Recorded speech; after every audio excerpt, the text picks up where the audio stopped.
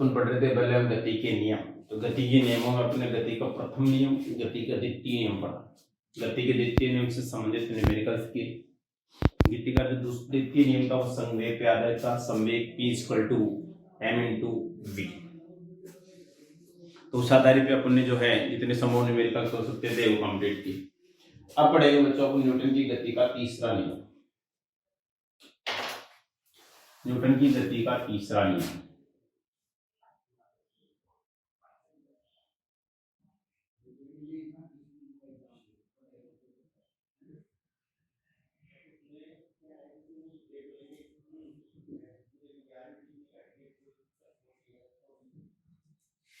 Newton की गति का तीसरा नियम देखो। तो न्यूटन की गति का तीसरा नियम क्या कहता है? किसी भी क्रिया के लिए, कोई भी अपने काम करना है, किसी भी क्रिया के लिए ठीक विपरीत कार्य करना पड़ता है। उतने ही बल, जितना बल जो क्रिया कर रहे हैं उसके प्रति प्रतिक्रिया करनी पड़ती है। जैसे किसी वस्तु की मेरे को धक्का लगाना है तो वस्तु उतना ही धक्का मेरे ओर लगाएगी जितना मैं उसकी ओर लगाऊंगा, तब तो है संतुलित। इसको होते क्रिया प्रतिक्रिया का नियम। मतलब जितना बल लगाया जा रहा है उतनी उसके ऊपर प्रतिक्रिया, तो कहलाता है क्रिया प्रतिक्रिया का नियम। साधारण भाषा में अपन समझे, जैसे अपने पैर में कभी अंगूठा में, ये मान लो पैर में किसी भी हिस्से में अपने को कांटा चुभ गया, कांटा चुभते अपने पैर को तुरंत हटाते हैं, तो ये प्रक्रिया होती है क्रिया प्रतिक्रिया। इसमें क्या होता है, कांटा चुभा, कांटे चुभते ही क्या होती है, क्रिया होती है। और वो क्रिया क्या होती है, मस्तिष्क सूचनाओं को पहुंचाने की होती है। मस्तिष्क प्रतिक्रिया करता है और मस्तिष्क प्रतिक्रिया करके क्या आदेश देता है कि पैर को तुरंत हटाया जाए। और वो प्रतिक्रिया क्या पहुंचती है, पैर तक पहुंचती है और पैर को तुरंत हटा लिया जाता है। इसको होने में मात्र सेकंड भर का समय भी नहीं लगता। तो इस प्रकार की जो क्रियाएं हैं वो कहलाती है क्रिया प्रतिक्रिया। तो तीसरा नियम जो है वो क्रिया प्रतिक्रिया पर आधारित है। किसी भी क्रिया के लिए ठीक उसके बराबर, किसी भी क्रिया के लिए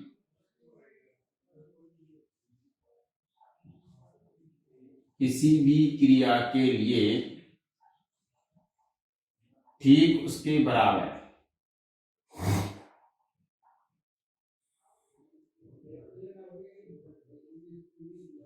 किसी भी क्रिया के लिए ठीक उसके बराबर लेकिन विपरीत दिशा में प्रतिक्रिया होती है। लेकिन विपरीत दिशा में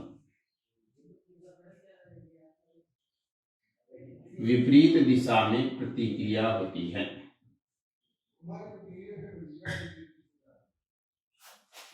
विपरीत दिशा में प्रतिक्रिया होती है। किसी भी क्रिया के लिए ठीक उसके बराबर लेकिन विपरीत दिशा में प्रतिक्रिया होती है। इस प्रकार क्रिया और प्रतिक्रिया के बल, किस प्रकार क्रिया व प्रतिक्रिया के बल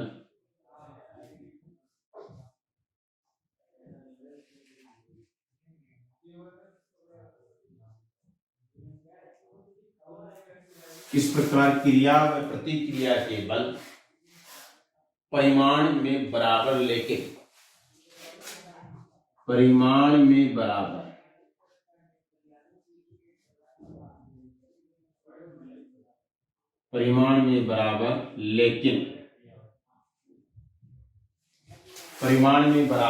लेकिन दिशा में एक दूसरे के विपरीत होते हैं।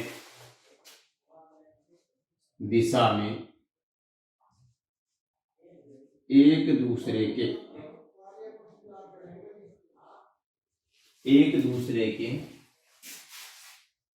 विपरीत होते हैं।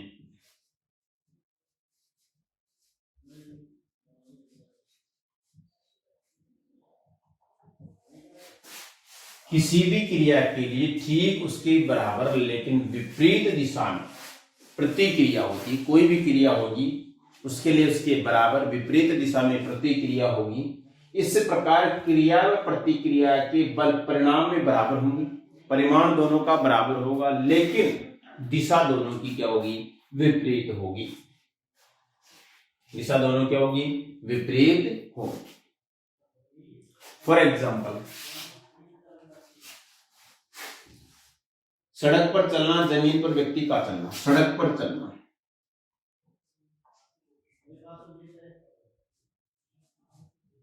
चलना, या कह सकते जमीन पर व्यक्ति का चलना।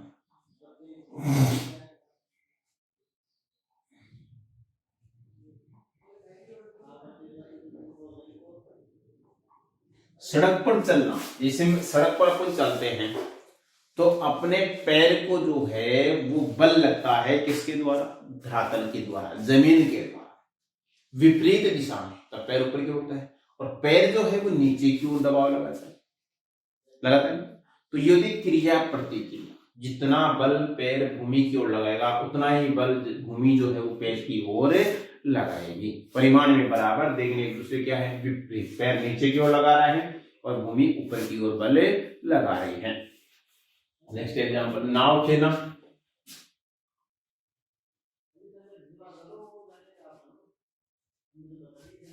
नाव खेलना, नाव खेलने वाले पानी में यदि नाव को चलाते हैं तो पानी की विपरीत दिशा में धक्का लगाते हैं तो नाव आगे की ओर जाती है, जाती नहीं जाती। जिस ओर नाव को ले जाना है उसकी विपरीत दिशा में पानी को क्या लगाते हैं, गोता लगाते हैं, तब नाव आगे की ओर धकेली जाती है।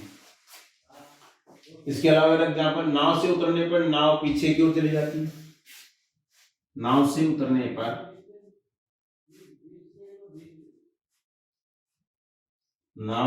उतरने पर नाव पीछे की ओर चली जाती है।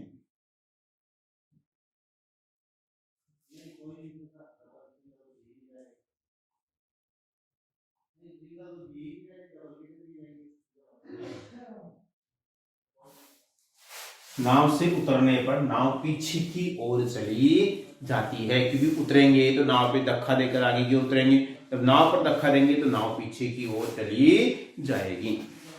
क्रिया प्रतिक्रिया। बंदूक का प्रक्षेपण करना, बंदूक का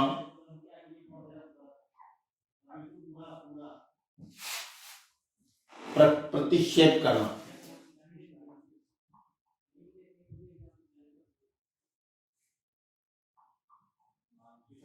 बंदूक का प्रतिक्षेप करना। बंदूक से जब गोली दागी जाती है तो पहले क्या किया जाता है, घोड़े को पीछे की ओर दबाया जाता है। किस तरह से क्रिया प्रतिक्रिया, तो उतने बल क्या लगता है, बंदूक पे लगता है। तो ये एग्जाम्पल है बच्चों गति के तीसरे नियम। तो गति का तीसरा नियम जो है वो क्रिया प्रतिक्रिया का नियम है।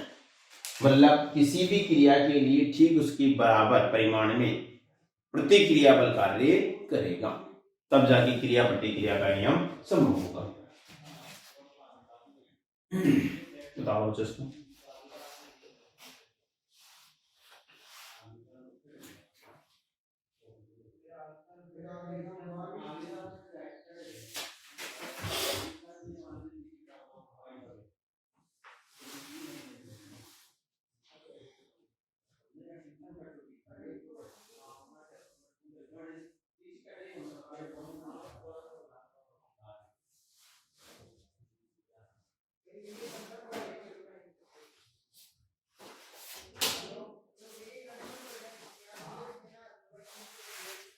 ठीक है बच्चों, आगे देखते हैं संवेग संरक्षण। गति के तीसरे नियम से संबंधित है संवेग संरक्षण। पहले अपन ने पढ़ा था समवेग, वो गति के द्वितीय नियम से आधारित था। अब पढ़ेंगे संवेग संरक्षण, वो गति के तीसरे नियम से आधारित है।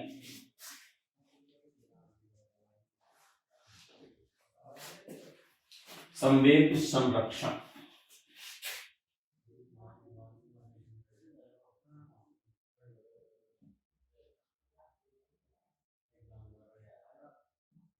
संवेग संरक्षण का नियम क्या कहता है? संवेग संरक्षण का नियम, यदि किसी समूह में वस्तुएं एक दूसरे पर बल लगाए, यदि किसी समूह में वस्तुएं, यदि किसी समूह में वस्तुएं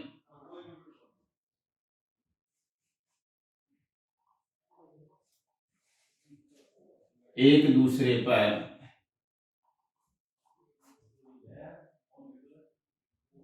बल लगा रही है,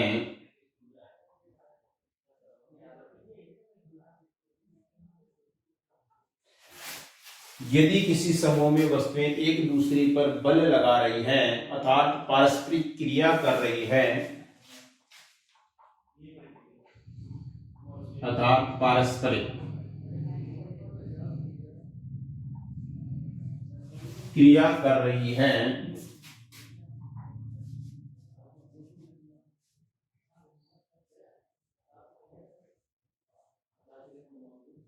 पारस्परिक क्रिया कर रही है, तो पारस्परिक क्रिया के पहले और पारस्परिक क्रिया के बाद, तो पारस्परिक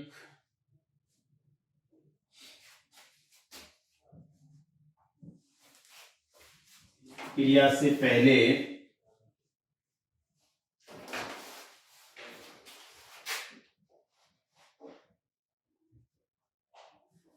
पारस्परिक क्रिया से पहले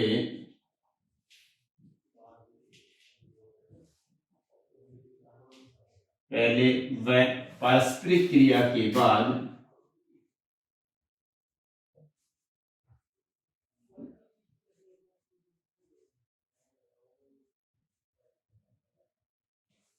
पारस्परिक क्रिया से पहले व पारस्परिक क्रिया के बाद उनका कुल संवेग संरक्षित रहता है। बाद उनका कुल संवेग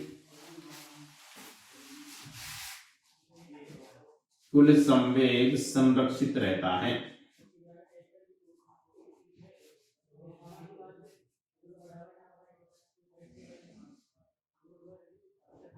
कुल संवेग संरक्षित रहता है, जबकि उस पर कोई बाह्य बल न लगे। जबकि उस पर कोई बाह्य बल न लगे।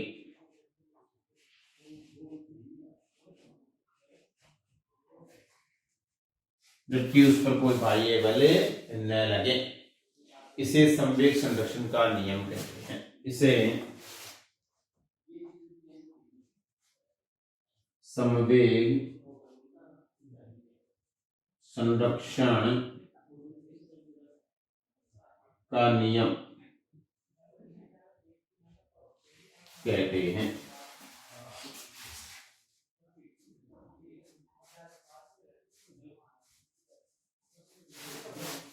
इसे संवेग संरक्षण का नियम कहते हैं। यदि किसी समूह में वस्तुएं एक दूसरे पर बल लगा रही हैं, कोई भी वस्तुएं, दो वस्तुएं हैं, एक दूसरे पे बल लगा रही हैं, अर्थात पारस्परिक क्रिया कर रही हैं, तो पारस्परिक क्रिया से पहले व पारस्परिक क्रिया के बाद उनका कुल संवेग क्या रहेगा? संरक्षित रहेगा, जबकि उस पर कोई बाह्य बल न लगे। इसे संवेग संरक्षण का नियम कहते हैं। अब देखो तो इसको एक्सप्लेन कैसे करेंगे, अपन किस प्रकार समझेंगे।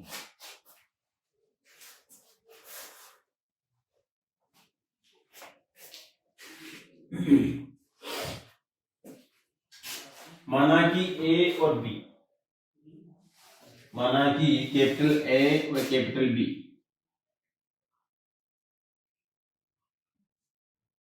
कैपिटल ए व कैपिटल बी दो गोले हैं।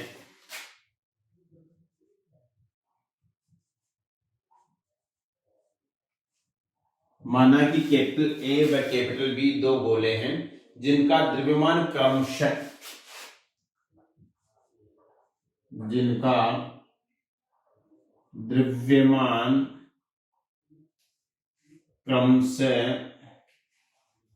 m1 व m2 है।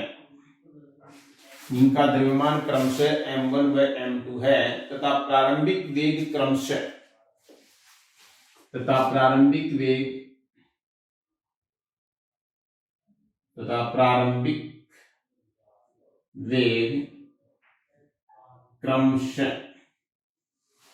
u1 व u2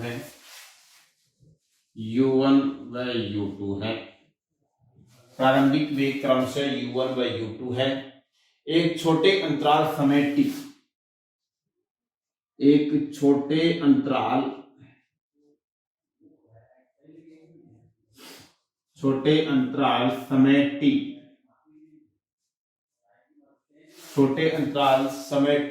तक एक दूसरे से टकराने के पश्चात समय t तक एक दूसरे से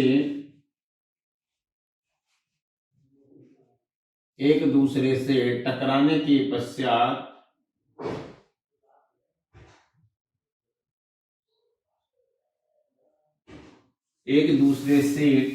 के पश्चात इनका वेग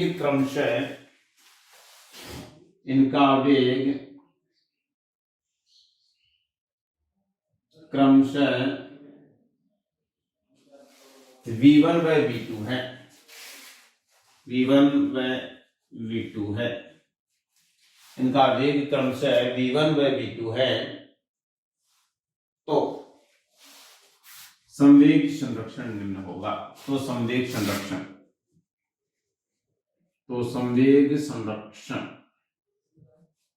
नियम के अनुसार दो गोले हैं, गोला ए व गोला बी। गोले ए का द्रव्यमान m1 और गोले बी का द्रव्यमान m2। ये गति कर रहा है u1 वेग से और ये गति कर रहा है u2 वेग से। कुछ समय t के पश्चात दोनों क्या हो जाते हैं, टक्कर करते हैं, तो टकराते हैं।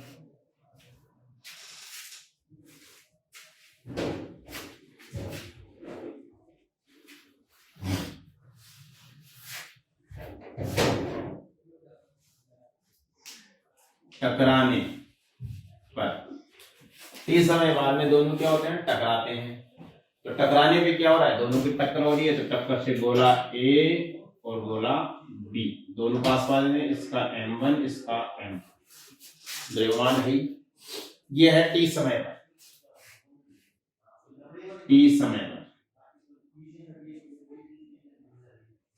t समय पर दोनों टकराते हैं और कुछ समय पश्चात दोनों जो हैं, गोला ए v1 वेग से और गोला बी v2 वेग से, ये m2 और ये m1 को से गति करते हैं। ये क्या रहा ना, ये v2 और ये v1। दो गोले a व b जिनके द्रव्यमान क्रम से m1 व m2, गोला ए u1 वेग से और गोला बी u2 वेग से आरंभ है। कुछ समय पश्चात इनमें t सेकंड के लिए टक्कर होती है। t सेकंड के लिए टक्कर होती है तो ये टकराने के पश्चात गोला ए v1 वेग से तथा गोला बी जो है वो v2 वेग से गति करता है। अतः गोला ए के संवेग में परिवर्तन देखते हैं। गोला ए के संवेग में परिवर्तन, गोला ए के संवेग में परिवर्तन,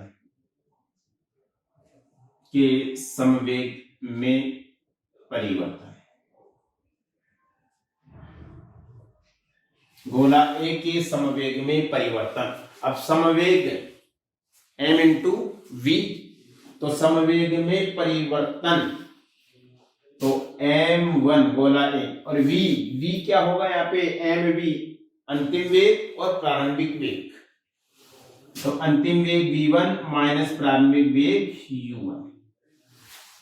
इसको ले जाए समीकरण नंबर 1। गोला ए के लिए संवेग में परिवर्तन m1 v1 माइनस u1। गोले बी के लिए संवेग में परिवर्तन, गोले बी के लिए संवेग में परिवर्तन m2 v2 माइनस u2। समीकरण नंबर दे दिया 2। चूंकि टक्कर t समय पर होती है, चूंकि टक्कर t समय पर होती है, चूंकि टक्कर t समय पर होती है, अतः टक्कर t समय पर होती है, अतः a के संवेग में परिवर्तन की दर, a के संवेग में परिवर्तन की दर,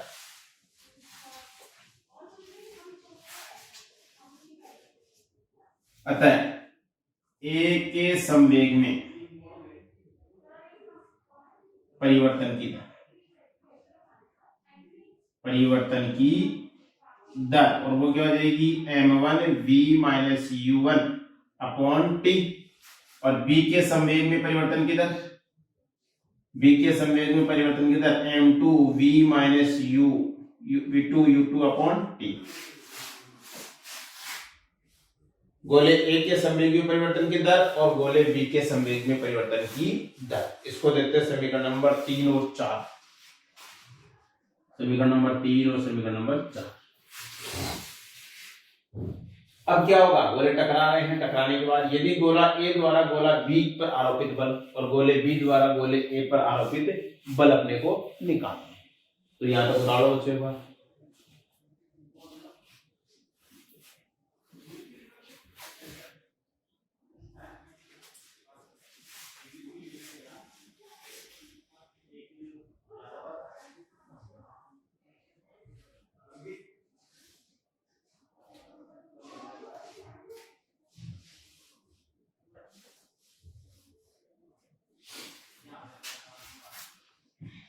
देखो जी,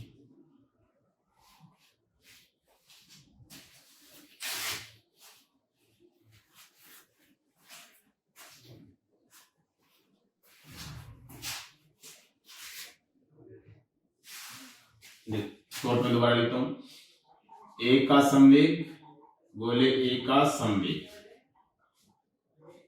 और वो क्या लिया था आपने m1 v1 माइनस u1, गोले B का संवेग m2 v2 माइनस u2। फिर t समय पर टक्कर होती है, t समय पर टक्कर होने पर क्या हो जाएगा, संवेग में परिवर्तन की दर, तो ए गोले A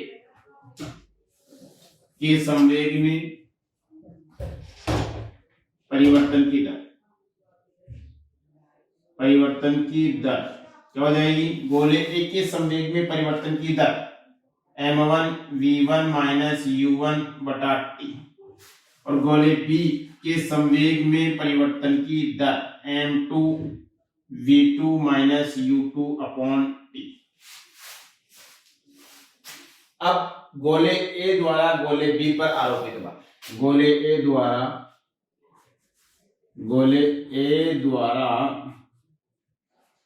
गोले B पर आरोपित बल, गोले A द्वारा गोले B पर आरोपित बल क्या हो जाएगा बच्चों, FAB, गोले A का गोले B पर आरोपित बल, और वो हो जाएगा m1 v1 minus u1 upon t, m1 v1 minus u1 upon t, और गोला B का गोले B द्वारा गोले A पर आरोपित बल FBA, तो ये क्या हो जाएगा m2 v2 माइनस u2 बटा t, गोले 2 का गोले 1 पर आरोपित बल। गति के तीसरे नियम के अनुसार, अतः गति के तीसरे नियम के अनुसार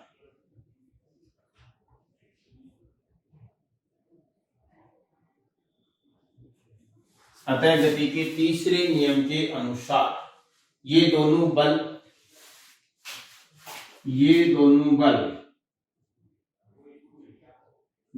बल बराबर परंतु एक दूसरे के विपरीत होते हैं, एक दूसरे के विपरीत दिशा में होते हैं, एक दूसरे के विपरीत दिशा में होते हैं।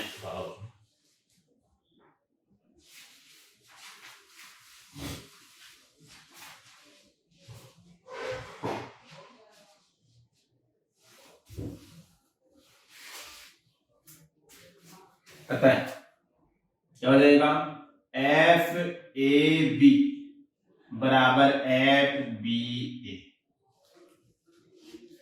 या कह सकता हूं M1 V1 minus U1 upon T बराबर M2 V2 minus U2 upon T, एक दूसरे के बराबर परंतु विपरीत दिशा में, एक प्लस में तो एक माइनस में।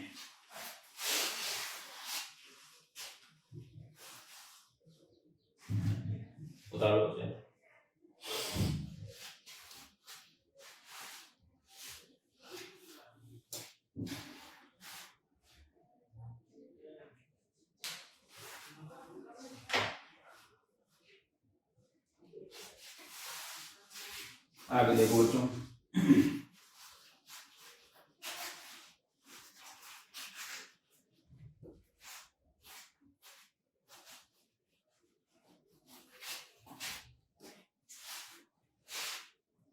अतः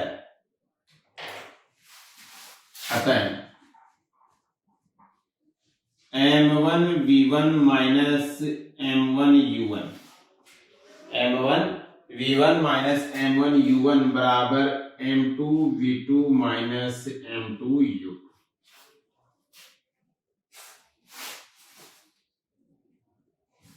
ठीक है बच्चों,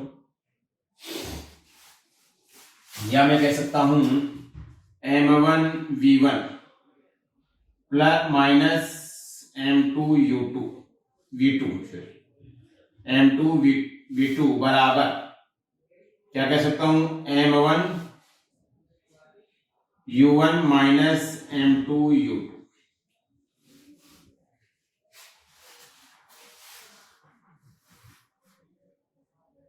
इस प्रकार टक्कर से पूर्व गोलों का कुल संवेग बराबर टक्कर के बाद गोलों का कुल संवेग। इस प्रकार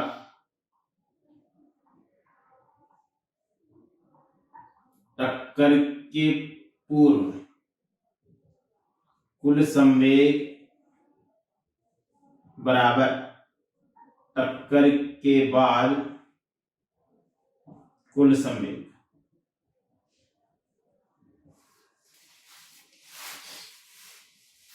टक्कर से पूर्व जो कुल संवेग है वो टक्कर के बाद के कुल संवेग के बराबर होगा, अर्थात संवेग में परिवर्तन अपरिवर्तित रहेगा, मतलब संवेग संरक्षित रहेगा। अर्थात संवेग अपरिवर्तित, अर्थात संरक्षित रहेगा। संवेग में किसी प्रकार का कोई परिवर्तन नहीं होगा। बस शर्त ये होनी चाहिए कि बाह्य कार्य नहीं होना चाहिए, बाह्य बल नहीं लगना चाहिए। बता दो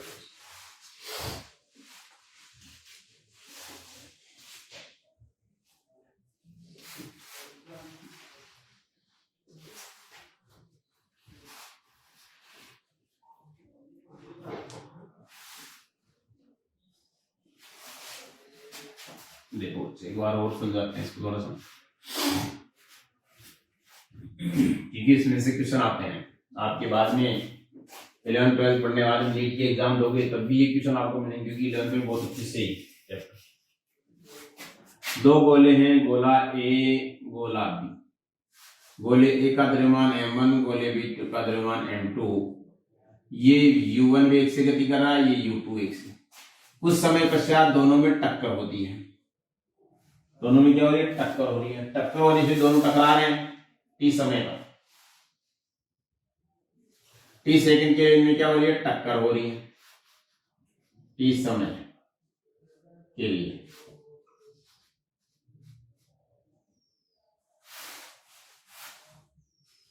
टक्कर, टक्कर के बाद में गोले ए का वेग v1 और गोले बी का वेग क्या हो जाएगा? v2 हो जाता है। इसका द्रव्यमान m1, इसका m2।